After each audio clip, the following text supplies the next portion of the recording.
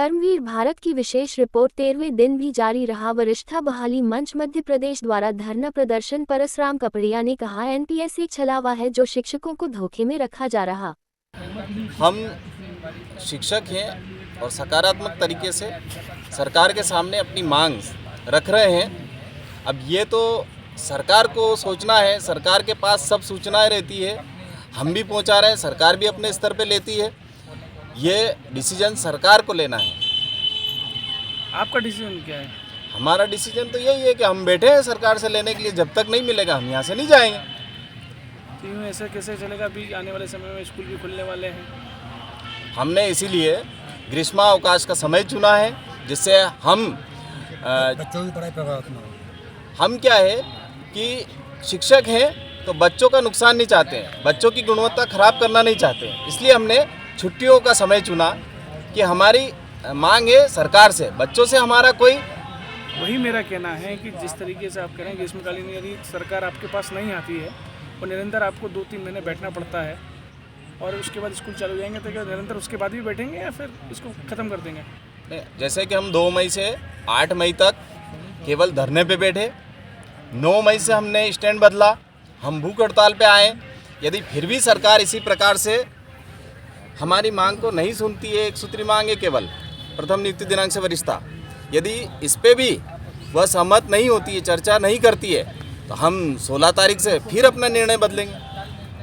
मतलब समय के अनुसार कहीं ना कहीं परिवर्तन अपने निर्णय को बदलते चले जाएंगे। जब ओपीएस लागू हुआ, पुरानी पेंशन, एनपीएस जो लागू हुआ, भारत का एक भी कर्मचारी ऐसा नहीं है जिसने अपने मन से, अपने दिल से उसको स्वीकार किया। वह एक थोपा गया निर्णय है। और एक और है कि उस समय अधिकारियों ने और कंपनियों ने और सब ने इतना विज्ञापन किया कि इसमें पुरानी पेंशन से भी अधिक लाभ मिलेगा और कर्मचारी माला माल हो जाएंगे। इस प्रकार से उसका बहुत ज़्यादा प्रचार प्रसार किया गया कि ये फायदेमंद स्कीम है। इस कारण कहीं ना कहीं कर्मचारियों ने दबाव में भी निर्णय स्वीकार कर लिया। लेकिन यदि उनको ये पता होता कि जब परिणाम स्वरूप में 350 रुपये, 600 रुपये, 1500 रुपये प्राप्त होंगे कि एक गैस टंकी नहीं भरा पाए, तो आप ही बताइए क्या वह कर्मचारी। यदि विज्ञापन होता है तो विज्ञापन की परिभाषा तो ये होती है कि लक्ष्य से माधुरी दीक्षित कभी गोरी नहीं होती है।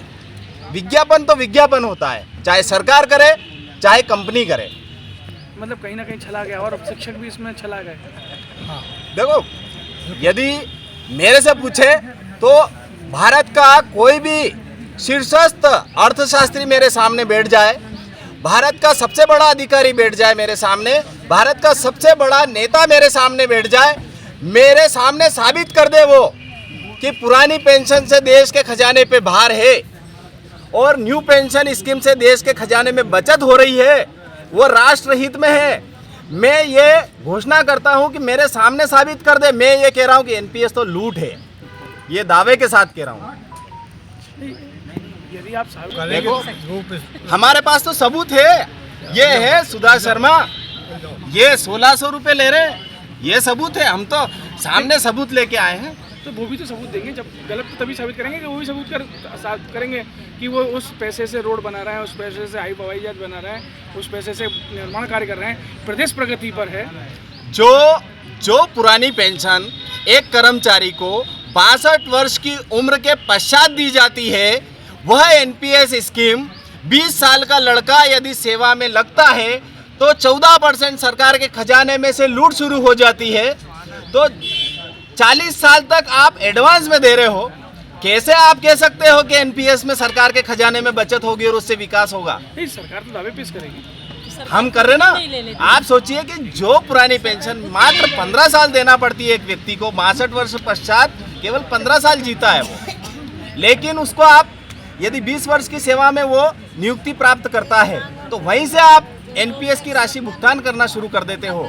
तो जहां आपको 60 वर्ष तक एनपीएस में भुगतान करना है सरकार को खजाने से, वही राशि उसको केवल 15 वर्ष ओपीएस में भुगतान करना पड़ती है। कैसे